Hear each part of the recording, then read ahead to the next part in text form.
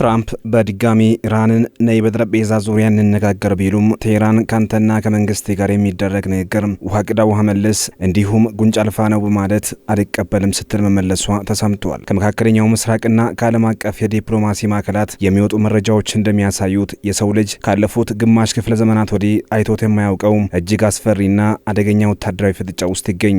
የአሜሪካው ፕሬዝዳንት ዶናልድ ትራምፕና የኢራን እስላማዊ ሪፐብሊክ መሪዎች የገቡበት የቃላትና የኃይል ጦርነት ዓለምን ወደማይታወቅ ጥልቅ የምጣኔ ሀብት ድቀትና ወደ ቀውስ እየገፋት ይገኛል። የአሜሪካው ፕሬዝዳንት ዶናልድ ትራምፕ በለመዱት የማህበራዊ ትስስር ገጻቸው በኢራን ላይ የሰነዘሩት ዛቻ የዓለም የመገናኛ ብዙሃን አብይ ርዕሰ ጉዳይ ሆኗል። ትራምፕ ኖሞር ሚስተር ናይስ ጋይ ከእንግዲህ ደግ መሆን አብቅቷል ሲሉ በኃይል ቃል የጀመሩት መልእክት ለኢራን የተቀመጠው የ2 ሳምንታት የተኩስ አቁም ስምምነት ሊያበቃ ጥቂት ሰዓታት ብቻ ሲቀሩት የተሰነዘረ ዛቻ ነው። ትራምፕ በግልጽ እንዳሉት ኢራን አሜሪካ ያቀረበችውን ፍትሐዊ ስምምነት ካልተቀበለች የአሜሪካ ጦር በኢራን የሚገኙ እያንዳንዱን የኤሌክትሪክ ኃይል ማመንጫ ጣቢያዎችና ስልታዊ ድልድዮችን ያስተካክላል፣ በእርሳቸው አነጋገር ያወድማል ማለታቸው ነው። ይህን ዛቻ ከዚህ ቀደም ከነበሩት የተለየ የሚያደርገው በቀጥታ የሀገሪቱን ህዝባዊ መሰረተ ልማት ኢላማ ማድረጉ ነው። ትራምፕ ይህንን ዛቻ ሲሰነዝሩ በፓኪስታን በኩል የሚደረገውን ድርድር እንደ መጨረሻ ዕድል የተመለከቱት እንደሆነ ግልጽ ነው ይላሉ ተንታኞች። ፕሬዝዳንቱ ኢራን ይህንን ስምምነት እንደምትቀበል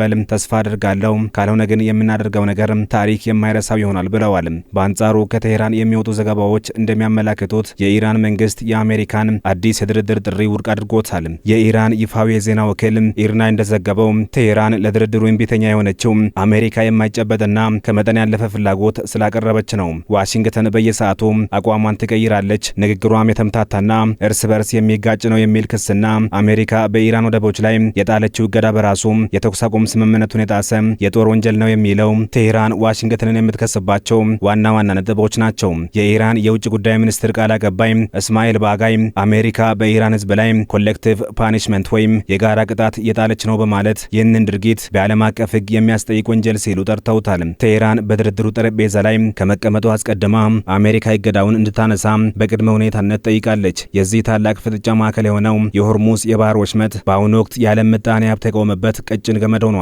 የዓለምን የነዳጅ ዝውውር 1/5ኛውን የሚሸፍነው ይህ ጠባብ የውሃ መስመር በኢራንና በአሜሪካ መርከቦች መካከል የጥይት ልውውጥ የሚደረግበት የጦር አውድማ ከሆነ ወራት የተቆጠሩ ነው። ፕሬዝዳንት ትራምፕ እንደሚሉት ኢራን ባለፈው ቅዳሜ በፈረንሳይና በእንግሊዝ የንግድ መርከቦች ላይ ጥቃት በመፈጸም የተኩስ አቁም ስምምነቱን ጥሳለች። ኢራን በበኩሏ የባህር ወሽመጡን ለራሷ መርከቦች ብቻ ክፍት በማድረግ ሌሎች መርከቦች እንዳያልፉ በጥብቅ የተቆጣጠረች ነው። የኢራን ፓርላማ የኢንዱስትሪ ኮሚቴ ሰብሳቢ መሐመድ ሬዛ ኩቺ እንደተናገሩት ኢራን በሆርሙዝ የባህር ወሽመጥ ላይ አዲስ ህግ ያወጣች ሲሆን ይህም መርከቦች የደህንነትና የጥበቃ ክፍያ እንዲከፍሉና ከእስራኤል ጋር ግንኙነት ያላቸው መርከቦች እንዳያልፉ የሚከለክል ነው ተብሏል። የነዳጅ ገበያን የሚያጠኑ ባለሙያዎች እንደሚሉት ሳምንቱ ሲጀመር የዓለም ገበያ ሲከፈት የነዳጅ ዋጋ በታሪክ ታይቶ በማይታወቅ ሁኔታ ሊጨምር እንደሚችል ገምተዋል። ይህ ደግሞ በዓለም ዙሪያ የሸቀጦች ዋጋ እንዲንርና የምጣኔ ሀብት ቀውሱ ይልቁንም ተባብሶ እንዲቀጥል ማድረጉ አይቀሬ ነው። የሁለቱ ሀገራት ፍጥጫ ከዚህ የባሰ ምስቅልቅል እንዳያስከትል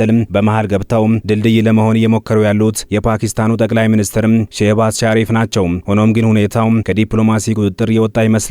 ትላንት ምሽት በኢስላማባድ የሚገኘው ሴሬና ሆቴል እንግዶቹን እንዲያስወጣ መደረጉና የከተማዋ መንገዶች በታጠቁ ወታደሮችና በሽቦ መታጠራቸው አዲስ ድርድር ሊኖር እንደሚችል የሚጠቁም ቢመስልም የኢራን ወገን ግን ድርድር የሚባል ነገር የለም ማለቱ ተስፋ አስቆራጭ ሆኗል። መረጃዎች እንደሚያሳዩት ዋሽንግተን ግን ዝግጅቷን አላቆመችም። ምክትል ፕሬዝዳንት ጄዲ ቫንስን ጨምሮ የትራምፕ አማችና ከፍተኛ አማካሪ ጃሬድ ኩሽነር እና በመካከለኛው ምስራቅ የአሜሪካ ልዩ መልእክተኛ ስቲቭ ዊትኮፍን የያዘው የከፍተኛ ልዑካን ቡድን ወደ ኢስላማባድ እንደሚጓዙ ነጩ ቤተ መንግስት አረጋግጧል። የፓኪስታን የጸጥታ ምንጮች እንደሚሉት የአሜሪካ የጦር አውሮፕላኖች አስፈላጊ የሆኑ የጸጥታ ቁሳቁሶችንና ተሽከርካሪዎችን ወደ ሀገሪቱ አጓጉዟል። የትራምፕ ህዝባዊ መሰረተ ልማቶችን የመምታት ዛቻ የዓለም አቀፍ ህግ ባለሙያዎችን ክርክር አስነስቷል።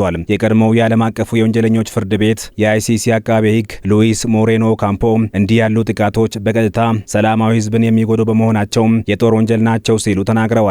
የኤሌክትሪክ ኃይል ማመንጫዎችን መምታት በሚሊዮን የሚቆጠሩ ሰዎችን ህይወት አደጋ ላይ የሚጥልና ለወታደራዊ ግብነት የማይውሉ ህዝባዊ ተቋማትን ሆን ብሎ ማጥቃት በሮም ደንብ መሰረት እንደ ጦር ወንጀል ስለሚቆጠር የሚያስጠይቅ ነው ብለዋል። ይሁን እንጂ የትራምፕ መንግስት ይህንን አይቀበለውም። በተባበሩት መንግስታት ድርጅት የአሜሪካ አምባሳደር ማይክ ዋልትስ እንደሚሉት እነዚህ ተቋማት በኢራን አብዮታዊ ዘብ የሚመሩ ስለሆነ ወታደራዊ ፋይዳቸው የላቀ ነው። ስለዚህም መመታታቸው ህጋዊ ነው ብለዋል። ትራምፕ ራሳቸውም ቀደም ሲል በሰጡት ቃለ ምልልስ እኔን ሊያቆመኝ የሚችለው የራሴ ሞራልና ህሊና ብቻ ነው እንጂ ዓለም አቀፍ ህግ አይደለም ማለታቸው አሜሪካ ከማንኛውም አይነት ስምምነት ወጥታ እርምጃ ለመውሰድ ዝግጁ መሆኗን ያሳያል። በዚህ ውጥረት ውስጥ የእስራኤሉ ጠቅላይ ሚኒስትር ቤንያሚን ኔታንያሁ ሚናም ቀላል አይደለም። ጠቅላይ ሚኒስትሩ ከአርጀንቲናው ፕሬዝዳንት ሃቬር ሚሌይ ጋር በነበራቸው ቆይታ ከአሜሪካ ጋር በመሆን የኢራንን ግፍ የተፋለምን ነው፣ ገና ብዙ ስራ ይቀረናል ማለታቸው እስራኤልም በኢራን ላይ ለምታደርገው ጥቃት ከአሜሪካ አረንጓዴ መብራት እንዳገኘች ይጠቁማል። ኢራን በበኩሏ አሜሪካ ወይም እስራኤል ጥቃት ከፈጸሙባት በቀጠናው የሚገኙና የአሜሪካ ወታደራዊ ካምፖችን የሚያስተናግዱ የአረብ ሀገራትን የኃይልና የውሃ ተቋማት እንደምታወድምባቸው በተደጋጋሚ ገልጻለች። የኢራን ፓርላማ አባል መሐሙድ ናባቪያን ጠላት ወታደራዊ እንቅስቃሴ ለመጀመር እያሰረ ነው፣ እኛ ግን ከዚህ ቀደም ታይቶ በማይታወቅ ኃይል ምላሽ ለመስጠት ዝግጁ ነን ብለዋል። ይህ በእንዲህ እንዳለ ፕሬዝዳንት ትራምፕ በትሩዝ ሶሻል የግል ማህበራዊ ትስስር ገጻቸው ላይ ባስተላለፉት መልእክት የአሜሪካ የባህር ኃይል የተጣለውን እገዳ ጥሳ ለማለፍ የሞከረች የኢራን የንግድ መርከብን በቁጥጥር ስር መዋሉን አረጋግጠዋል። መርከቧ በእጃችን ናት፣ ውስጧ ምን እንዳለም የፈተሽን ነው ያሉት ትራምፕ የአሜሪካ ጦር በመርከቧ የሞተር ክፍል ቀዳዳ ላይ መተኮሱን ጭምር ገልጸዋል። ይህ ጦርነት አሁን በ8ኛ ሳምንቱ ላይ ይገኛል። ትራምፕ በሀገር ውስጥ ያለባቸው የፖለቲካ ጫና ለውሳኔዎቻቸው መቸኮል ምክንያት ሳይሆን አልቀረም ሲሉ ተንታኞች ግምታቸውን ያስቀምጣሉ። የነዳጅ ዋጋ መናርና የዋጋ ግሽበት በአሜሪካ የውስጥ ፖለቲካ ላይ ትልቅ ተጽዕኖ እያሳደረ ሲሆን በመጪው ህዳር ወር የሚደረገው የኮንግረስ ምርጫ ትራምፕን አንድም ወደ ሰላም አንድም ወደ ኃይል ምርጫ እንዲገቡ አድርጓቸዋል። ነጩ ቤተ መንግስት በበኩሉ ፕሬዝዳንቱ ኢራን በምትመራበት ሃይማኖታዊ አገዛዝ ጥያቄ መሰረት ስምምነት ላይ እንዲደርሱ ግፊት እያደረገ መሆኑ ተገልጿል። ኢራን በአሁኑ ወቅት በከፊል የኢንተርኔት እገዳ ውስጥ ትገኛለች። ሆኖም ግን የሀገሪቱ ባለስልጣናትና የአብዮታዊ ዘብ ደጋፊዎች በተለያዩ መንገዶች መልእክቶቻቸውን እያስተላለፉ ይገኛሉ። የታስኒም የዜና ወኪል እንደዘገበው የኢራን የጦር ኃይሎች በሆርሙዝ የባህር ወሽመጥ የሚደረገውን ማንኛውንም እንቅስቃሴ በቅርበት የተከታተሉ ነው። የቴህራን የኒውክሌር ፕሮግራምም ሌላው የውዝግብ ነጥብ ሲሆን አሜሪካ ኢራን የኒውክሌር መሳሪያ ፍላጎቷን እንድታቆም ብትጠይቅም ኢራን ግን ፕሮግራሟ ለሰላማዊ ዓላማ ብቻ መሆኑን በመግለጽ ከዚህ አቋም በፍጹም ዝንፍ እንደማትል በተደጋጋሚ ገልጻለች። የተባበሩት መንግስታት ድርጅትና ሌሎች የዓለም ሀያላን ሀገራት ፍጥጫው በሰላም እንዲፈታ ጥሪ ያቀረቡ ነው። የፈረንሳይና የእንግሊዝ መንግስታት በመርከቦቻቸው ላይ ተፈጽመዋል የተባለውን ጥቃት በጥብቅ አውግዘዋል።